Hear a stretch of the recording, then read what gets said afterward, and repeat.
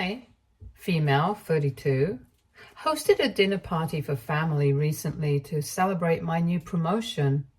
I was very happy and proud of myself because I earned this after slaving away at my corporate job for months.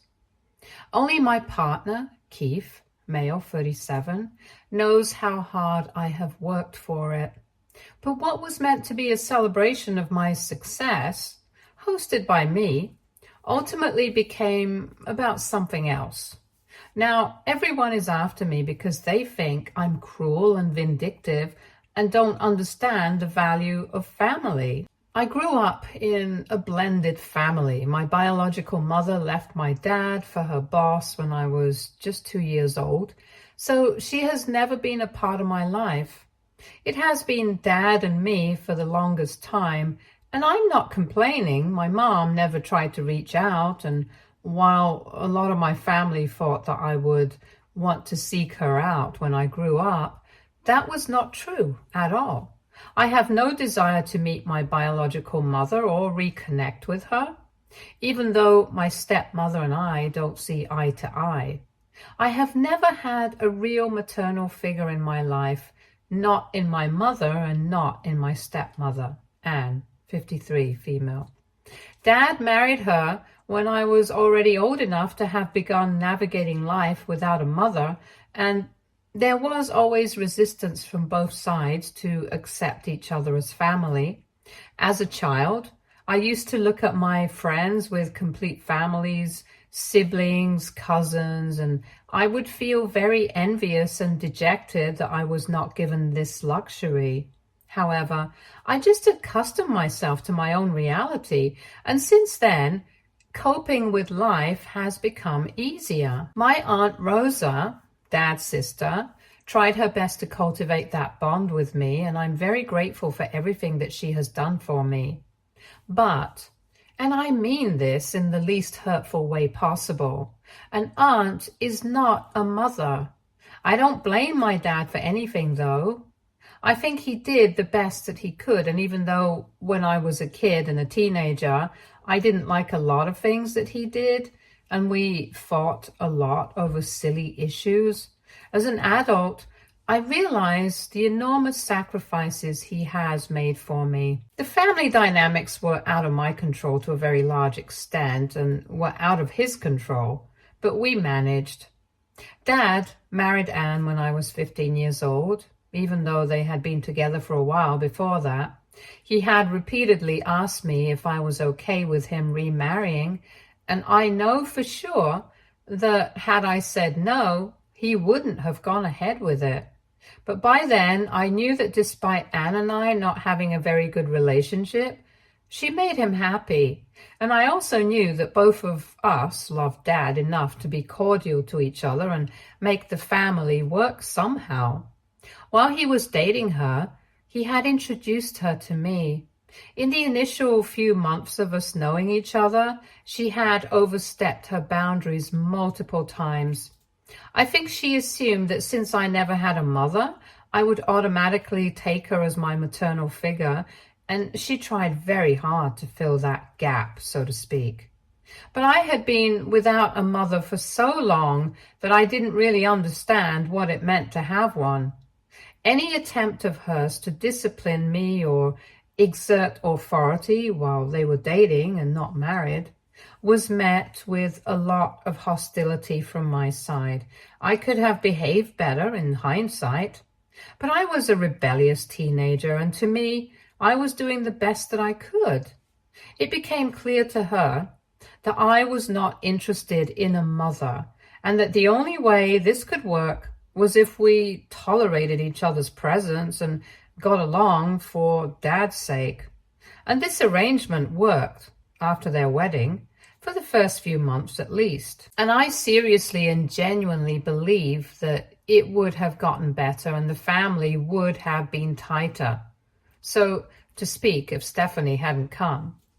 Stephanie, now 36, female, is my stepsister and Anne's daughter.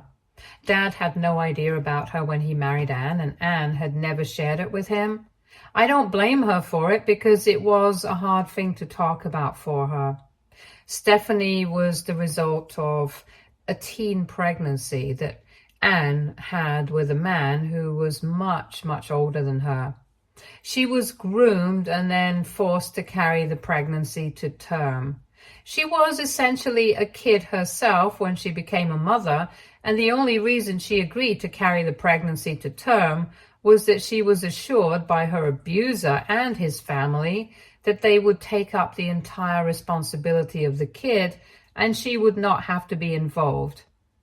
And thankfully for her, they did not back out. So she had her daughter, and the daughter went to her biological father and lived there all her life. Anne had no contact with her groomer and her daughter, and she changed her city as soon as she turned 18, when Stephanie was 1 year old. She never had any contact with her and never disclosed this part of her past with anyone, according to her. She told Dad, and Dad told me that even her friends from college and work do not know about her daughter because she doesn't consider herself a mother in any dimension of the word. I don't know if this is how she thought to cope, but I guess she felt that since she had no contact with her daughter, and if she stopped mentioning her, maybe she would cease to exist in her mind. Unfortunately, that was not what God had planned for her. 6 months after her wedding to Dad, Stephanie showed up at home. I was the one who opened the door. And one look at her and I realized I didn't like her. She was reeking of alcohol, and frankly, she looked like a drug addict. She would have been 19 at that time, so I really don't know why she came looking for mommy as an adult. I don't know what happened after that because I was left out of all family discussions regarding her. All I do remember is that she stayed with us for a while, and Dad and Anne used to have long discussions late into the night for a couple of days. I think 2 weeks after her arrival, she had been living with us for that entire duration. Dad came to my room and said that he wanted to talk to me. He told me that Stephanie would be living with us for a while longer until they could try and do something to get her life on track.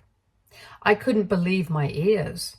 Even at that age, I knew that girl was a disaster and that she should not be in the house. I told Dad that that was really unfair, but he told me that he could not turn her away, knowing that she is Anne's family and that she needs help. He then told me the entire backstory of Stephanie and Anne. He said that Stephanie's biological father had passed away and she had no real family left anymore, which is why she had come looking for her mom. And it would be very unfair to her if they turned her back and didn't help her out. I hated to admit it, but I knew he was right. That's the thing about Dad. He's a good man. And even though he didn't sign up for any of this, even if he had been lied to by omission, he would never do the wrong thing. He knew that it was important for him and Anne as adults to be there for Stephanie, and even though this came as a huge shock to him, a bigger shock than it was to me, in all honesty, he did not back down from doing the right thing. And that is how, at the age of 15 years, I got a 19-year-old sister with whom I shared absolutely no affinity. Living with Stephanie was difficult, to say the least. The adjustment was hard on everyone, and added to this was the fact that the newest family member was an absolute brat. She was thoroughly entitled from the day she set foot inside the house. She thought that Anne would be fawning over her in guilt and that she would have everyone wrapped around her finger. It was true to some extent. Anne tried to manage her tantrums because she felt guilty about abandoning her daughter and involving my dad in this mess. Dad tolerated her nonsense because he felt that she was a troubled child and needed good parental figures to guide her and bring her on the correct path. I was the only one who had absolutely zero tolerance for Stephanie's bullshit. And because of that, the entire family dynamic gradually changed. The only balancing factor in the house was Dad, and even Stephanie had begun to listen to him and behave around him. Anne had a miraculous motherly transformation, and she just attached herself to Stephanie, and both of them together started singling me out for not playing into the entire happy family trope. And I never played into it because I just could not stand Stephanie. She had no job. She was doing nothing with her life. All she would do was sit at home and blast loud music all day. Dad used to go to work, and it was only Anne and her in the house when I came back from school, and she would just go nuts. It became extremely difficult for me to even function like a normal human being in the house. I tried to tolerate it as much as I could, but I finally reached my breaking point and spoke to Dad about it. He told me that I should have come sooner. That night, he told Stephanie that it had been more than 6 months of her living with us, and that she needed to either find a job soon or look at higher education. She looked as if somebody had slapped her square in the face. I really don't know why she thought she was allowed to rot away and Dad would fund her entire life, but she did. Anne tried to cut in and take a stand for Stephanie, but Dad was having none of it. He didn't take my name in the discussion because he didn't want them to feel like I was poisoning him. He told Stephanie that she had a month to look for a job and that he would help her, but it was time she got her act together. To no one's surprise, she did not get her act together at all. There was no job by the end of the month, and at the 6-week mark, Dad reminded her again. A few weeks after that, she came home with the announcement that she was pregnant. Anne was overjoyed. God alone knows why. But Dad had had enough. He told her that he was not willing to fund her and her child any longer, and that she was on her own. Stephanie probably had expected the exact opposite of this. She had thought that because of the pregnancy, Dad would stop being so hard on her. I actually overheard her say this to Anne. Anne tried to butt in and take her side, but I think Dad had reached his breaking point too. There was nothing else to be done any longer, and Stephanie had no option but to leave. The house finally had some peace and quiet after about a year of her nonsense, but things always remained strained between Anne and me, and Dad and Anne after that. Once she had gone, I got no news of Stephanie. Not that I was interested in it anyway. She probably was in touch with Anne and Dad, but I can't be sure. I never asked and they never told me. 2 years later, I went off to college in a different state and things improved drastically for me. I went low contact with Anne and only stayed connected to Dad. That wasn't a problem for him, and he never forced me to maintain a connection with Anne. But boy, she became hostile. Whenever I went home for vacation, she would be snarky and rude, as if she didn't want me around. There was never any open conflict between us, and I tolerated her for Dad's sake, but things were way worse than before. In all honesty, we just couldn't stand each other anymore. It was palpable to everyone around us, and the air would be thick with tension whenever I went home. So I just stopped going. I used to call Dad over or go on trips, and that was that. To me, peace of mind was more important than being in that house, so I just chose that. Then I got busy with my job and life and completely fell out of touch with Anne. Whatever I knew of her was via Dad. 2 days ago, I hosted a party. I got a huge promotion at work, and it is kind of a big deal, and I wanted to celebrate with everyone. I called Dad, Anne, Aunt Rosa, her husband Mike, and their son Noel. Keith and I lived together, so he was obviously there. It was supposed to be an intimate get-together of family members I'm close to. I invited Anne out of courtesy. I'm too old now to keep bad blood between us. However, in hindsight, I was a fool to expect the same maturity from her because she overstepped her boundaries so majorly that I think even Dad is never going to see her face again. What shocked me was that Anne walked in with Stephanie. Now, I have had no contact with this woman for over 15 years, and I just could not fathom how anyone thought that bringing her along would be a good idea. I looked at my dad in disbelief and pulled him aside while Keith tried to lighten the mood.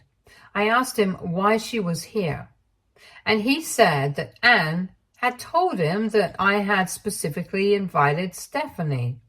I was furious, and I wanted both Anne and Stephanie to leave right away.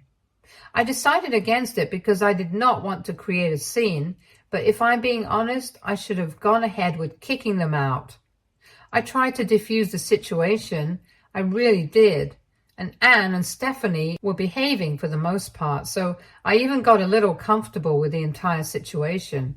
All through dinner, everyone asked me about my promotion, my work, and the like, except Stephanie. She sat there, pouting and sulking, but I didn't pay much heed to her, as did no one else. I was actually relieved that she wasn't talking much because I had no desire to interact with her anyway. So all in all, thankfully the dinner went well, but I had no idea what was waiting for me at the end of it. And just as we were about to get up, Anne got up and said that she had a special announcement to make. Before I could even react, she literally squealed. She's 53, and honestly, that was so embarrassing. And revealed that Stephanie was expecting a baby.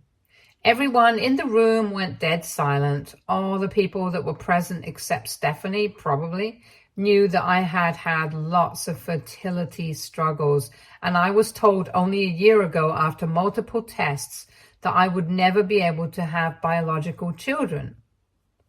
The news about Stephanie's pregnancy honestly felt like a slap to my face, and it felt as though all the pride of the day was sucked out. I tried to put on a brave face and congratulated her, but Dad literally hissed at Anne and told her to sit down. She tried to start some drama over Dad's reaction, but Noel butted in and said something along the lines of, "Why are you even excited? Aunt Anne, isn't this like her sixth kid?" I genuinely spat my water out and looked at Anne with eyes wide. She started yelling at Noel, but Aunt Rosa got up to defend him, and it all became a huge mess in my house, where I couldn't even get a single word of what they were saying. In a couple of minutes, I had had enough, and I told all of them that I wanted them to leave and that they could not come into my house and disrespect me when I was the one hosting them. I then turned to Steph and told her that I had not invited her, and even if her mother had lied to her, she should have had the common sense to understand that it possibly could not have been me who was extending an invitation or an olive branch, because we never liked each other, and we hadn't spoken to each other in over 15 years. To my utter amazement, she started crying, saying that I was just jealous of her fertility because I could never have kids of my own. I hate to admit it, but that one statement stung more than anything I have ever heard before. Thankfully, I kept my cool, and I then told her that I was glad I had made something of myself and worked hard to create a name, so that my only achievement was not spitting out kids the minute I could get pregnant. I don't think anyone had expected me to say something so vicious, and before I could say anything, Anne slapped me in front of everyone. She slapped me so hard that my head hurt. I don't exactly remember what happened in the next 2 minutes, but all I know is that by the time I had centered myself, everyone was out of the house, and Keith was sitting beside me apologizing for letting things escalate so much. I told him it wasn't his fault, but the entire situation has taken a huge toll on me. Dad has reached out to me, and so has Aunt Rosa, Uncle Mike, and Noel, but I haven't responded to anyone other than Noel. I'm just not in the right headspace to talk to anyone right now. It's not just that they shat all over my party and achievements. They rubbed me the wrong way by poking fun at and mocking my biggest vulnerability, and then proceeded to assault me in my own home. And I know Dad is not to blame for this, but he could not have anticipated or controlled it. But I am still disappointed that he didn't do anything to defend me in front of everyone when Steph tried to make the day all about himself. Heck, it was Noel, who's still a kid, by the way, who had the guts to stand up to her bullshit and call her out publicly. I am too shaken by whatever has happened, and I don't think I will be talking to anyone in the family as of now. I just hope and pray that this chapter closes now and that I don't have to deal with Anne or Stephanie again. Update. You guys were right, and I should have known better. This is so not over. I had never outright hated Anne and Steph, but I just didn't like them. What they have resorted to now, however, conveniently puts them in the category of crazy, lying psychopaths who need to be kept away from humanity for its betterment.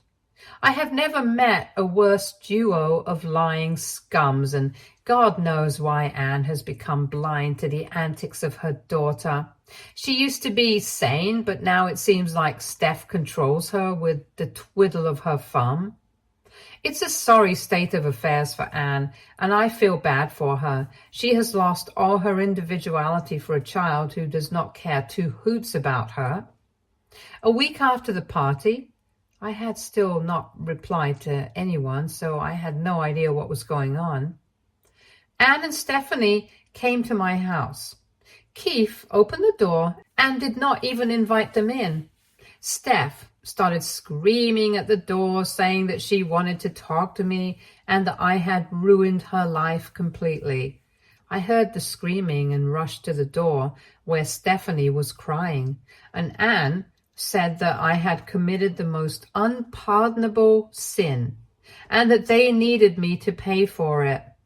I told them that they were out of their minds if they thought that I would entertain them for even a second after they slapped me in my own home. Anne told me that I had to pay for my sins and that they knew I had spiked Stephanie's food, which had caused her to miscarry. I could not help but laugh at the bizarre accusation. I told them that Stephanie had come unannounced and uninvited, and I had zero idea that she was expecting. How could I have magically procured a substance, spiked her food, and caused her to miscarry when I had no idea that she would be coming, and that too pregnant? They just said that they knew it was me, and there was no other way that something like this could have happened. And guys, I lost my shit. Anne kept on saying that I had to pay for my sins and whatnot. And Keith asked her what she meant by pay. And she meant literal payment. She wanted me to give money to her useless child who was probably faking an abortion and maybe even the entire pregnancy. I was furious and tired at the same time. I told them that I had enough money and that I would pay them whatever sum they wanted if they could prove that I was the one who caused the abortion. I told them to have a look at the CCTV footage and see for themselves. That was when they knew that their bluff was called, and they started squirming in their shoes. And the thing is, I'm a lawyer. I know when a person is lying. That's literally my entire job. I knew they had been caught and that there was no miscarriage. There probably was no baby either. I then told them that they needed to go with me to the hospital right now and confirm the abortion, or I would press charges against both of them. On Anne for assault and trespassing, and on Stephanie for trespassing and harassment. Guys, you should have seen the way they tried to flee.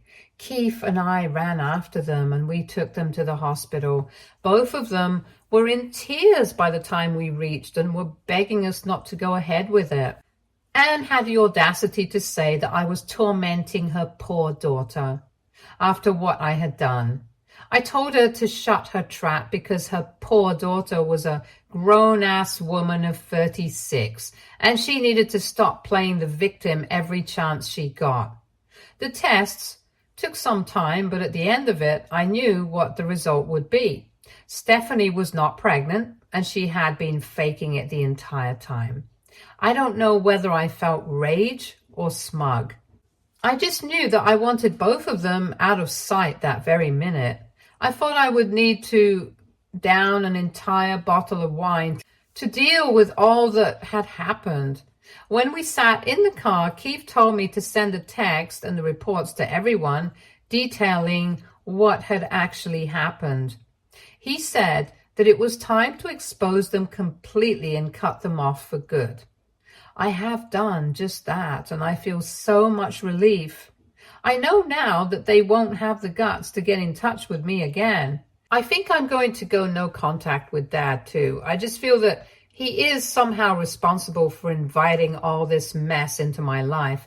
And even if he isn't at fault, I don't want to deal with him right now. I have faced assault and harassment, and an achievement of mine has been ground to dust because of the antics of his wife and her daughter. I can't help but feel mad at him. He was the one who allowed Stephanie inside my house. He could have asked me whether I had actually invited her or not. He could have cross-checked, but it was easier for him to feign convenience, and that just hurts me a lot.